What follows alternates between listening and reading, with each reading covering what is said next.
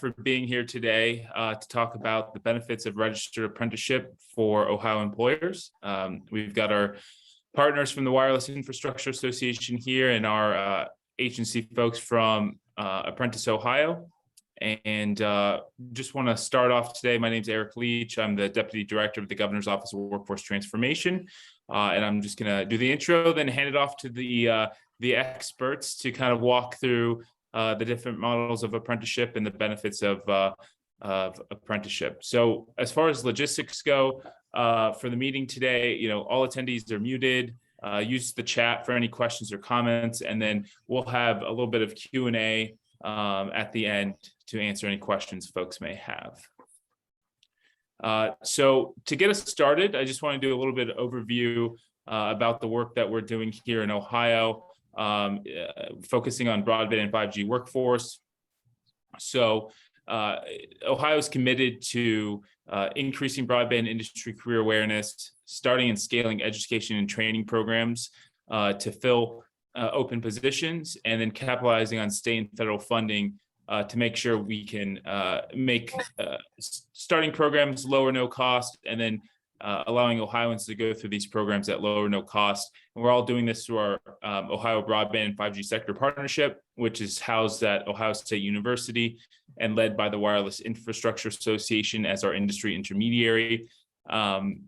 We're super focused on making sure that we're building programs and making sure that we have the wraparound services and supports for both individuals who are going through training, but also for employers within the industry to make sure that they can get the workforce that they need. And then we'll talk about, registered apprenticeship through JFS and WIA. And so, the goals are we're going to increase broadband industry career awareness. We're going to establish and scale education and training programs across the state, and then make sure that it's low or no cost for Ohioans to go through that training. As I said before, WIA is our industry intermediary. It's housed at Ohio State University. It's led from the state side by the Governor's Office of Workforce Transformation and our partners at Broadband Ohio. And then we've got our state-appointed sector partners that make up the sector partnership, which include different groups through industry, education, and government. And then we have some working groups that are focused on curriculum and program development, internship, apprenticeship, and entry-level employment, and then data analytics, and then marketing and outreach. And with that, I will hand it off to Brent from WIA. Thank you. Thank you, Eric, and can't say enough to thank the Office of Workforce Transformation, Apprentice Ohio, for this partnership and really what it means for the telecommunications industry and broadband and 5G. It is a tremendous support and is already paying dividends with training programs and the right kinds of industry approved initiatives that are really leading to that next generation workforce. And it's been a terrific partnership and we really appreciate it. I'm Brent Weil. I'm Vice President of Workforce Development at Wireless Infrastructure Association, WIA, joined by Deb Bennett, our Director of Apprenticeship too, and we're really pleased to report on apprenticeship and something that we have been building for a number of years. We're really excited about expanding this within the state of Ohio and really putting forward industry-led solutions that are there. WIA represents the telecommunications industry and more than 200 employers across the country. That include infrastructure companies, carriers, contractors that are all focused on building that broadband network that is so much a part of how we work and go to school and really learn in today's economy, and it needs so much that's there.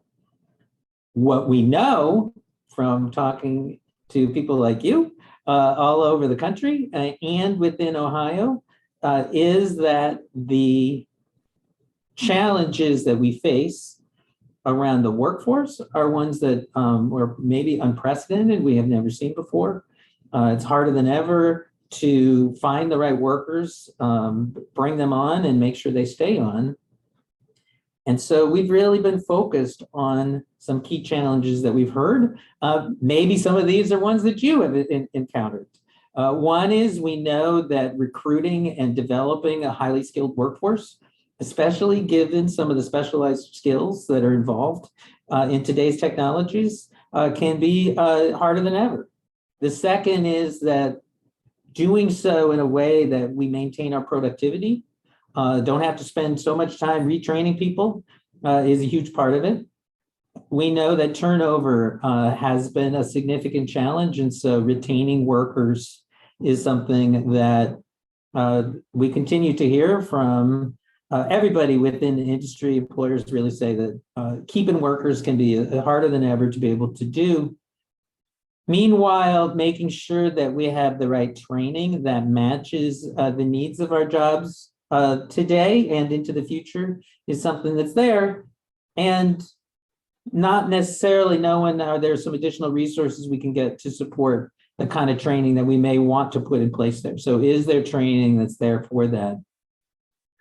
Not to mention making sure that we're really tapping into as many different labor forces as we can, and having a diverse workforce are all things that we have heard are challenges. I'm wondering if that matches what you're facing today. That's probably why you logged in, is because you are facing these challenges.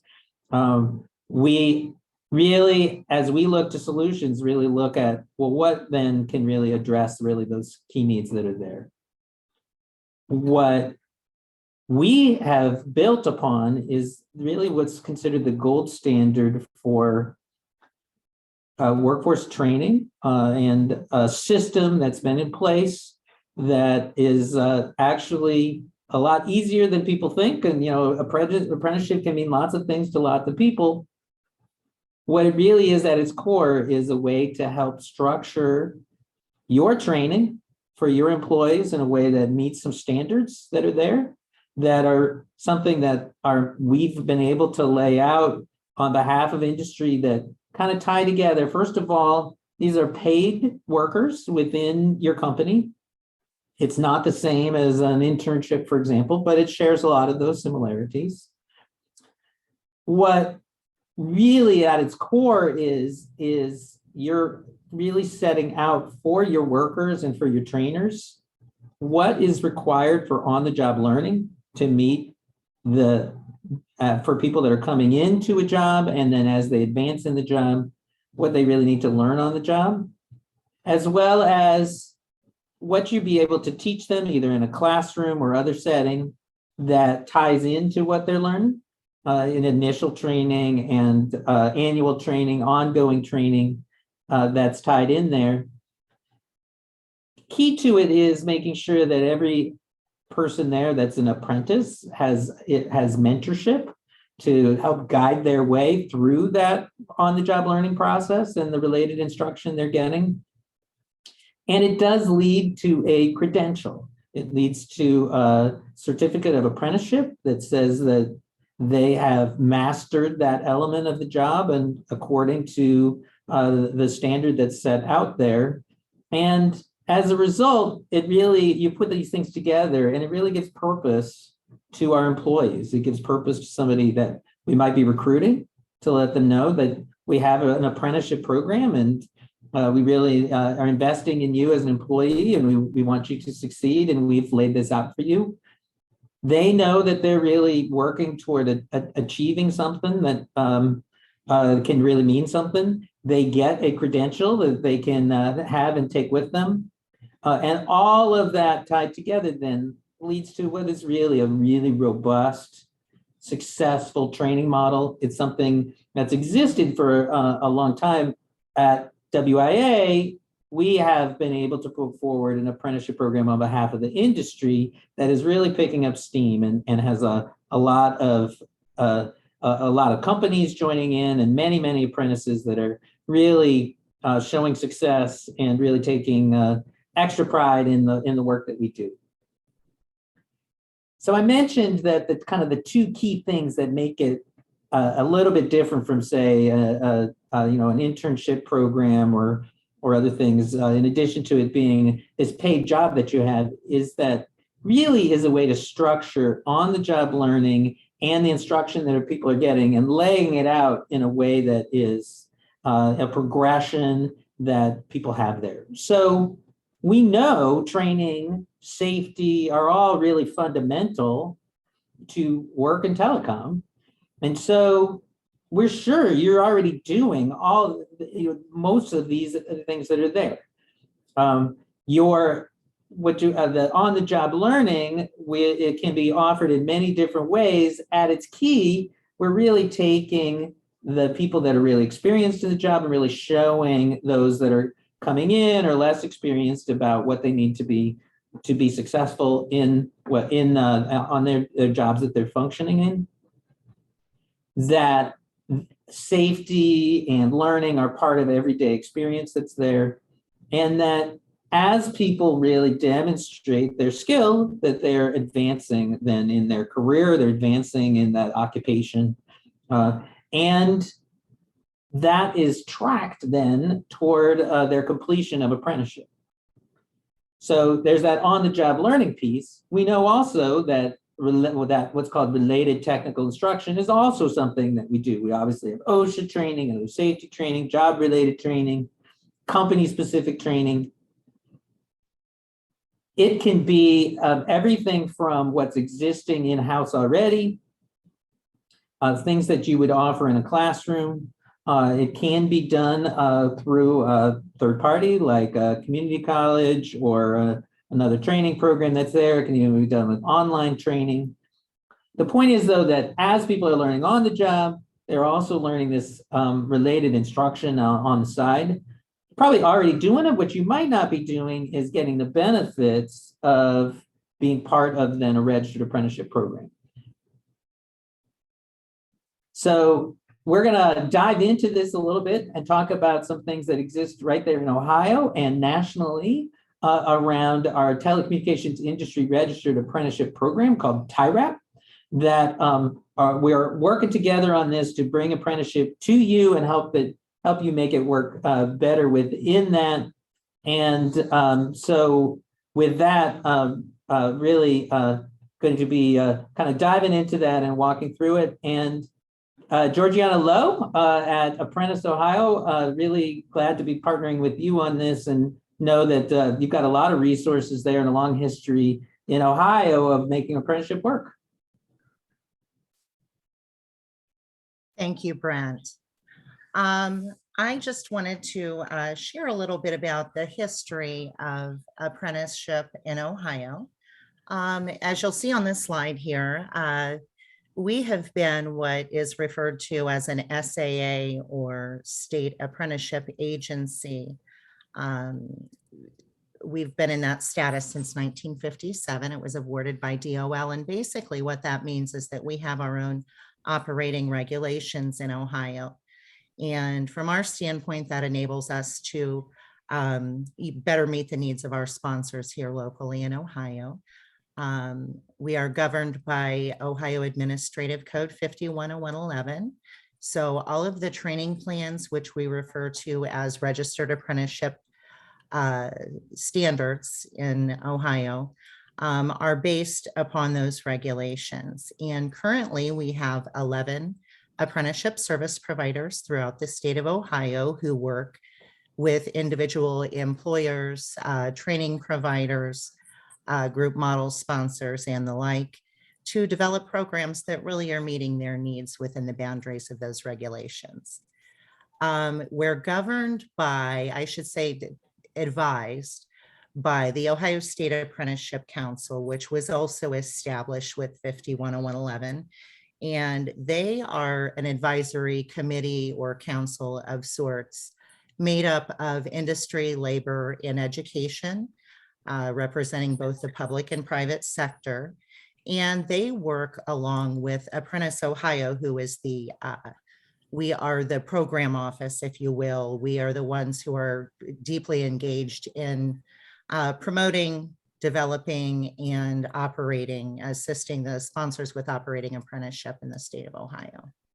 So we currently have, this is no small feat, 605 active sponsors. Some of those are group model sponsors, which I mentioned, that have numerous individual employers under them. We currently have 189 occupations apprenticed in Ohio, and those are across multiple industries. We have everything from construction, manufacturing, to healthcare, information technology, education. We've done a great job here in Ohio, as have many other states and the feds, in expanding apprenticeship into non-traditional areas. So right now we have 21,481 active apprentices training in the state. And this final section here, it does mention the flexibility that I want to reiterate. We can develop programs that are time-based, competency-based, or hybrid, which is a combination of both, depending on the needs of the employer. So going a little deeper into on-the-job training, OJT hours are determined by the Department of Labor, and our regulations here in Ohio do allow us some leeway to vary from those to a certain extent. And again, we do the time-based, competency-based, and hybrid programs, so it would depend on that. They range anywhere from 2,000 hours, the OJT schedules that are set up by DOL, anywhere from 2,000 hours to 10,000 hours based on the skills and competencies that the individuals need to master in any given occupation. OJT must be structured, supervised, and systematic in nature, meaning that it is evenly, equitably offered and provided to all of the trainees or apprentices. And the wages and benefits, as Brent already alluded to, are tied to the incremental schedule that they go through, the learning. So basically your apprentices on these wage schedules are earning more as they're learning more and becoming more valuable to their employers. So on the screen here, they also mention journey person to apprentice ratio. And that journey person, that is our lingo in the world of apprenticeship that refers to the subject matter experts, or who are usually just, you know, your workers, your more experienced workers in those occupations. And in the OJT within the registered apprenticeship model, those are the folks that are providing the consistent hands-on day-to-day supervision of the apprentices. Now, those ratio requirements can vary depending on industry and occupational or operational need. And those are defined as the last point there on a work process schedule, which is unique to every individual employer. The second component, related instruction, is how we refer to related technical instruction here in Ohio, maybe because we trip over our words as I have today.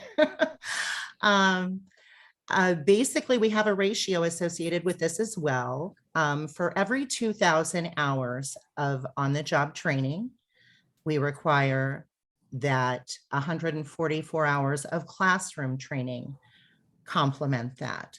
So if you have, for instance, a lot of our time-based programs are set at 8,000 hours, especially in the construction industry. In that case, you would need to have at least 576 hours of related instruction to go along with that. Now, the related instruction, as Brent mentioned, can be provided through various sources. I mentioned classroom training, but in this day and age, a lot of it is done remotely as well. Here in Ohio, our regulations do recommend that the coursework be provided whenever possible by the University of System of Ohio partners, which are your state universities, your local colleges, and vocational centers. And simply because that can assist the apprentice by providing them with classroom credit towards a college degree. So that is encouraged, but we do also work with many industry recognized training providers from both within and outside of Ohio. So when employers come to us and they have specific training in mind, we can make that happen for them as long as those hourly requirements are met. And finally, as Brent also alluded to, safety is such an important component of not just apprenticeship, but every work activity. And it's definitely required to be seen as part of the curriculum in the related instruction. So a lot of these things that I mentioned are, they are the same with the federal programs and the state programs. And I'm going to go ahead and pass this over now to Deb, who's going to talk to you a little bit more about TIRAP and the approach that they're taking with their model. Thank you. Thank you, and welcome everyone. This is Deb Bennett with WIA, Director of Apprenticeship. As you see up here on the slide, TIRAP is the acronym for our Registered Apprenticeship Program, the Telecommunications Industry Registered Apprenticeship Program. WIA has served as a national sponsor of apprenticeship dating back to 2017, and we have a set of what's commonly referred to as national standards of apprenticeship. Or in other words, we have a set of program operating procedures that are in place and are recognized across all 50 states. And we prefer, as an industry association serving as a national sponsor, this was the best model for us to go out and recruit employers to participate in our program. So employers, once they express an interest in our program, we host an overview session. We really take it very seriously that we educate employers on the process. It's really its own language, isn't it, Georgiana? Registered apprenticeship, you really do learn more about just the terminology, the process, the procedures, et cetera, before we bring those individuals onto our program to participate. We do have an inventory thus far of 14 occupations that have been fully developed. So you saw on some of Brent's slides, you saw, heard a lot of conversation from the state of Ohio on how these occupations are developed. So we've got 14 that have been approved and are part of our program thus far. A 15th is sitting with the Department of Labor right now, just waiting for that approval memo to be issued. We have elected to participate in a competency-based apprenticeship. And in the competency-based approach, an apprentice has to successfully demonstrate the acquired skills and knowledge, which is then verified by the employer. We chose to focus on learning the skills over a certain set duration of time for that apprentice to complete these activities. We did it deliberately. We're in the telecommunications industry. Technology changes pretty quickly. So we thought it was best that we go competency-based, let those individuals pick up what that current technology is, and then it's incumbent upon WIA as the national sponsor to make sure we're keeping our standards of apprenticeship, our work process schedules, or our occupation outlines up to date to pick up on those key changes in technology as they occur. We do have, it's not listed on our slide here, but we've been in place since 2017. We feel we've had some pretty good progress, definitely some momentum picking up in our program. We have 79 employers participating in the program. And since 2017, we've run approximately 3,500 mentors and their apprentices through the program. So we take a look at the next slide, you'll get a good snapshot of those 14 occupations that we currently have approved and are made available for employers that would like to participate in the program. You'll notice it's a nice blend of working at height, working on the ground. We have opportunities for you to advance from a technician to a lead to a crew supervisor or foreperson. Just really starting to capture that whole career pathway as the apprentice works their way through the program. Now, our occupations are designed with the guidance and assistance some terrific industry subject matter experts that help us identify not only those skills and tasks that are best learned on the job with the oversight of a mentor and an opportunity to practice, as well as picking up what are those key knowledge, what's that knowledge, what's the theory associated with the occupation or the industry that's best learned. Think of it in a traditional classroom setting. So there's 14 on here. Number 15 I mentioned earlier is going to be that broadband technician. We're really excited for that one to be released and ready to register some apprentices. I think in general, as you think of our program, so we talked about registered apprenticeship as a whole. We talked about the state approach. You heard a lot of familiarity with how the national program operates. Just keep these things in mind, how apprenticeship can help you as an employer once you adopt the program, and give yourself time to implement it as well before you start to see some of these benefits. But it helps you on the recruiting element. That's a tough one right now for everyone. It helps you develop and grow your own apprentices, your own workforce that really focuses in and hones in on what are those business models you have, what are those scopes of work you're asked to produce. It can indeed improve your productivity and your profitability, which all impacts your bottom line in a positive way. It is flexible. I think that's probably one of the biggest misconceptions about apprenticeship, as people think it's very rigid, that you cannot vary outside of the painted lines. That's certainly not true. You do have options on what to focus on, what to bring to your program. These aren't our program. It's not Georgiana's program. They're your programs. So this works when you identify what you need and how can we best meet that need. So keep that in mind as you evaluate registered apprenticeship as a solution. It does improve safety. You've got that consistent, systematic training approach. You focus on what those safety requirements are. You know that your crews are being developed over time using that same model. There are opportunities to receive incentive funds for startup of your program, for expansion of your program. And at WIA, we help you find where those resources are. We want you to be in it for the long haul. We want you to build a program that you can sustain. And we know that going out and finding these types of incentive funds, it may not be something you have the time or the bandwidth to do.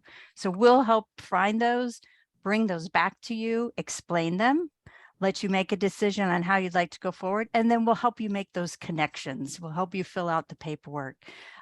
We give a high level of technical assistance from the WIA team. And then it will indeed increase the retention of your workers, not only during the apprenticeship, also following that apprenticeship duration. I believe what you'll find is your apprentices are going to be really appreciative and recognize that investment you've made in them. And then in turn, they're going to want to pay that back. So these are some of the benefits of registered apprenticeship we've recognized and are starting to recognize at WIA for our employers that have participated in the program. Well, Georgiana and Deb, thanks so much for kind of giving that overview. I'd like to maybe dive in a little bit on everything sounds great, but I might be one to think about what it might take to put something like this in place. Deb, I know you lead a team that's really at WIA that's really focused on working with employers of all sizes in what this means and getting going. So let's dive into this a little bit. When it says here fast track program development, what does that mean? I mean, I guess we've got 14 occupations. So is there a way for companies to kind of just can sign up and get in as soon as they're ready? Great. What we do, the process we follow at WIA is we have you request a program overview, and we'll help educate you on some of what the requirements, the elements of a registered apprenticeship include. And then when you're ready to start, when you sign on to a national program, you do have a quick start on registration. Your operating procedures are in place. You're selecting that occupation that you're interested in. So all of those elements are already defined. You're literally signing what's known as an employer acceptance agreement. We get you a registration number, and then the real work begins. That's when we start working with you hand in glove. How are you going to meet the training requirements? How are you going to track those? Are you going to manage the on-the-job learning components, all of those elements? You have a really quick start on registration, and then you have a trusted partner to walk you through the adoption and implementation of the program on site. Well, I guess you spoke a little bit about technical assistance. Anything else you or Georgiana would want to give on what's available for companies that decide, I'm really interested in this, but my job is to build infrastructure and to manage telecom. It's not to, it's not necessarily be an expert on apprenticeship. What kind of assistance can they get? Brent, I'll just chime in and indicate that we have a support team in central office, in addition to the 11 apprenticeship service providers and our management team to provide support to our sponsors, many of whom are, as TIRAP is, although you're a national program, you are a group model program, and that's absolutely correct. We have many of our group model programs operating with many, many employers who are receiving those additional services that you're providing to your signatory employers. And for those companies that choose to go it on their own without the group model program, then we provide the direct support through our apprenticeship staff with them as well. So. And on the WIA side, we help. We recognize the paperwork's going to look a little foreign, so we'll explain it. We'll help you gather some of that information. We create the apprenticeship agreements that are required as part of the process. We help keep Rapids up to date with the current information. We recognize that you've got a business to run while you're learning a new way to develop your workforce. So we help you through some of that administrative burden at the onset. And then over time, when the employer's comfortable, we want to hand those pieces back off to them to start to manage that program over the long haul. So we do a lot of the same things. We just maybe have a little different approach on how we actually start with that base registration and the foundation of the Department of Labor approval. And anything you'd want to add in here on that last piece there on what incentives might be available? So WIA, I know, has one immediately available. We have a contract with the Department of Labor. We are recognized as an industry intermediary, and our goal is to expand awareness of registered apprenticeship, get more employers involved and registered as part of the program, and ultimately to register apprentices and start developing those individuals and their skill sets. So we do have incentive funds that are available annually. We typically use a pay for performance model. So upon registration as a sponsor and you start to begin to register your apprentices, we do have funds available that we can bring to bear.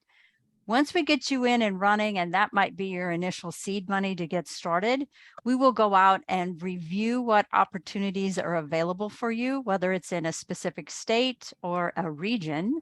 We'll evaluate those opportunities, bring them back and present them to you as an employer, and explain what are the eligibility requirements, what might maintenance of record keeping be required, et cetera, for these opportunities. We let the employer decide what they would like to pursue. We go out, make the connections, make the initial introductions, and help through that approval process to bring that money in the door. So we do a lot of the research. We recognize employers aren't always confident or know where to start, and then bring that information back and help them get some additional funding in the door.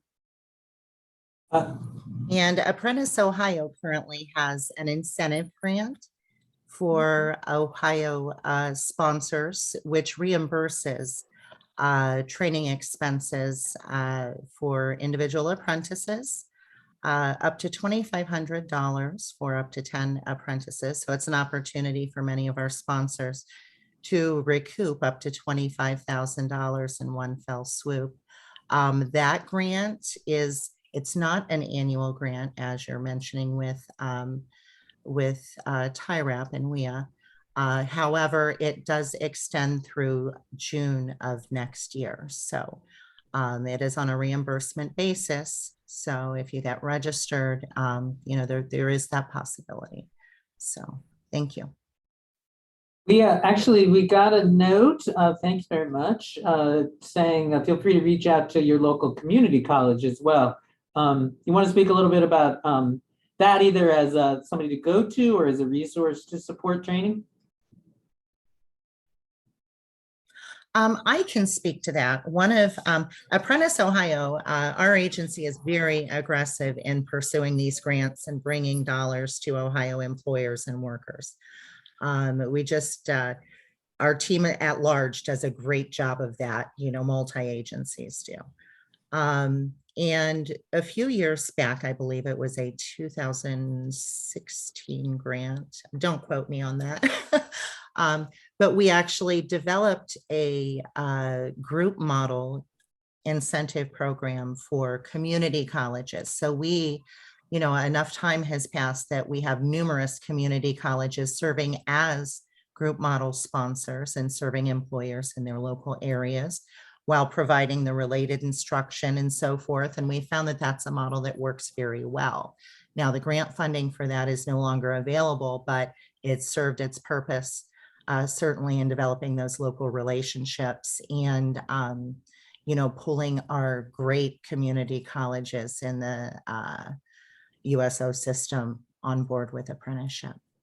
One of those great community colleges that we've been working with is Terra State Community College. And so they have been providing training programs that align with our occupations, a handful of our occupations, not all 15 certainly, a handful of our occupations. And it's an opportunity for students to maybe get a little bit of that training up front. So they've got a really great basis in which to then go out and interview for some of these positions, take that training, get picked up potentially by a TIRAP participating employer, transfer that knowledge over, make that apply towards what their related instruction requirements are, and really get a fast start into their career. So for Ohioans, I would definitely turn your eye toward Terra State Community College and the fantastic programs they have available. Terrific. So when people are interested in moving forward with registered apprenticeship, what do they do next? And could they contact you to get the ball rolling? That's absolutely what they do. You could call either one of us or send us an email. On the WIA side, we'll give you a link to register or schedule, I should say, an appointment with us. And we'd like an opportunity to learn more about you, your business model, your business practices, your interest in registered apprenticeship. And then we'll give you a really fantastic overview of what our program involves and then outline your next steps. And likewise, should you decide to reach out and connect at the state level, we'd certainly want to have, some in-depth conversation with you about your operational needs and determine if, which model of registered apprenticeship would be the best fit for you. As they mentioned with TIRAP, it is very quick start for them and it is competency based. If you're looking to go into your individual, running your own program and may have the administrative capacity to do so, then certainly we'd be glad to help you either build your own program individually here in Ohio, or maybe connect you with a community college or someone else who would be able to help. But certainly We're not competing here with TIRAP. Right. They have a wonderful model. They've worked very closely with the Department of Labor, and Apprentice Ohio is partnering with them specifically to provide you with options. So it's really up to you, and regardless of which of us you reach out to, you know, everything's on the table, and we'll be sure that we get you the best fit.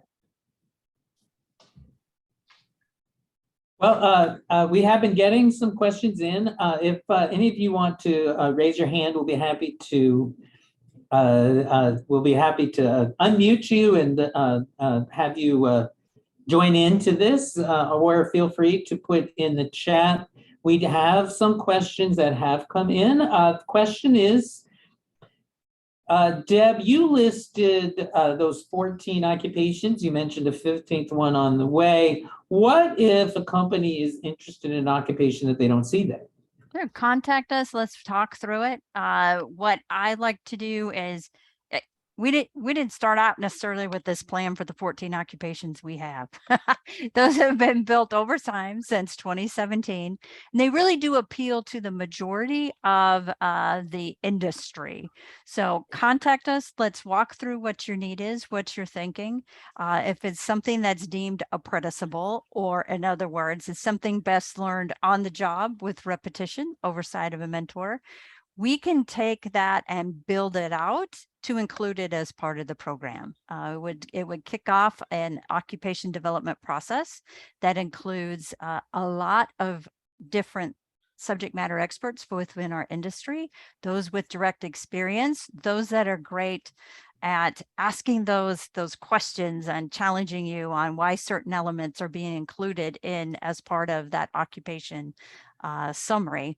But contact us. Let's talk about it and see if it's something we can't develop and add to our inventory. That sounds great. How long does it take to start a program?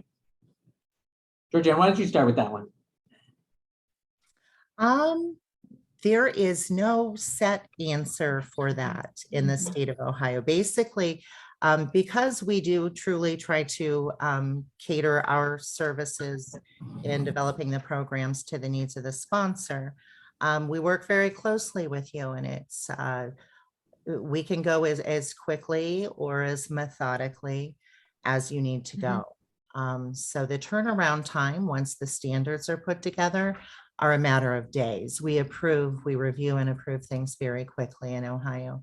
The time that goes into that is, of course, just in the development, which is up to all parties involved. So that can vary.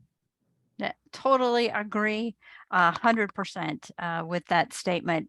On our side with a national sponsor, you've got a really quick registration process, but then, as I mentioned before, the real work begins after that. So gather your team. Who are those key stakeholders and influencers within your organization that are going to help manage it? Work with us. We'll help you with checklists and processes. We connect you with our other employers so you can learn from their challenges, learn from their successes. But we have done, I think, a fairly good job of setting expectations with our Department of Labor counterparts that you're not going to register on a Monday and start cranking apprentices through on a Wednesday. It takes time to put in those program administrative elements that we feel are necessary for program success. So you're absolutely right. You can, it's what is your appetite for assigning a lead to take accountability at the employer's end, working with the state or working with TIRAP, then to just completely come through and put all those parts together that really are going to represent how you manage your program. There's some people might have thought about apprenticeship meaning paperwork and bureaucracy. Can you speak to what that means, and are there ways that maybe there's a lot less than people might think?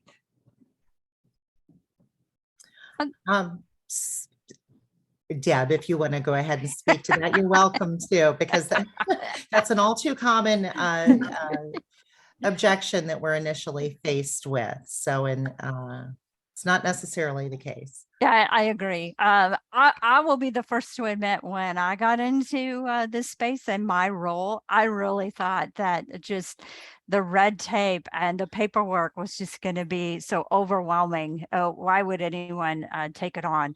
And it actually, I think part of it is, I mentioned it earlier, once you learn the terminology and the process, there will be an associated form or perhaps a system that's associated with it.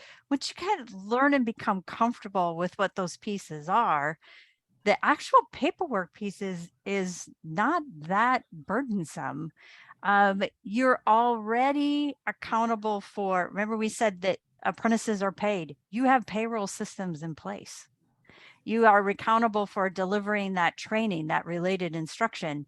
So you've got instructors in-house or third party. You're maintaining training records as it is. You're maintaining the certifications that come out of it. So you're handling a lot of what's required as part of your normal course of business. So I think you'll be rather surprised that the burden is not as great as anticipated. But WIA recognizes too, and I'd mentioned this earlier, we know this isn't your primary business. You've got to keep funds and projects coming in the door, and assigning crews and getting that out. We'll help you to the extent we can with some of that paperwork, but over time, our goal is you're going to take that on as you build and sustain your program over time, but we help you get started. And that is certainly a benefit of the group model program, is to lift a lot of those administrative burdens. So thank you, Deb, for fielding that one. You bet. There's a question, Eric, I think I'm going to pose this one to you. It's talking about infrastructure investment, the money that's coming to Ohio for deployment of broadband, and to what extent might registered apprenticeship play into the federal investment or directions the state's headed? Sure. So when it comes to the additional investments in broadband infrastructure, registered apprenticeship, the learn and earn models are a good way to get a workforce up and spinning in a quicker manner than would sometimes otherwise be able to be done. And also in some programs, registered apprenticeship is looked favorably on competitive grant scoring when we are evaluating what your workforce programs are, what your training programs are. Apprenticeship is generally viewed very favorably by scoring committees. I don't know if you have anything else, Brent, to add on that. Well, it definitely calls to mind. The agency NTIA that's administering the broadband equity, accessibility, and deployment program, or BEAD. They just a couple of weeks ago put out guidance on the program specific to workforce development and where states are going. And it definitely laid out further the role that registered apprenticeship can play. And actually, I know that it actually did cite TIRAP as one of the models that could that states could be looking at. So we're really pleased for that too. More to come, I'm sure. But the most important thing I think that we really want to get out there is that the registered apprenticeship is really it's designed with employers, you in mind, with the challenges that you might be facing and kind of building around that. And we've been able to put forward a structure for you to be able to take something that has already been developed and take it on, take part in this model that's there and tried and true, and kind of put structure around it. So we definitely think registered apprenticeship can serve many of those things for you, and it can, as Eric notes, can play into some things around investments, certainly around some of those incentives that are there. Encourage everybody to take a look at where it is. I'm going to go back to the contact information as I could as we really look to wrap that up unless any other questions come in that we certainly want to, again, thank Apprentice Ohio, thank the Office of Workforce Transformation, and for this sector partnership and for the work that's ongoing. Georgiana, thank you so much for sharing this, and Deb, the support that you're able to offer and really sharing what that can mean, that I know you're standing ready for people to be able to join in there. Want to thank everybody for joining this, and Eric, as the lead of the sector partnership, we'll turn it over to you for some final words. Thanks, Brent. Again, just thank you everyone for joining today. We appreciate it. It's a big focus for the state of Ohio to make sure that we're increasing employer engagement in apprenticeship, whether it's our state registered apprenticeship model or the federal TIRAP program. Both are great options, and we want to continue helping employers engage in this endeavor. So feel free to reach out to obviously Georgiana and Deb, and if you have any questions at all, feel free to reach out to the Governor's Office of Workforce Transformation as well. Thank you, Brent. Thank you. Thank you, everybody.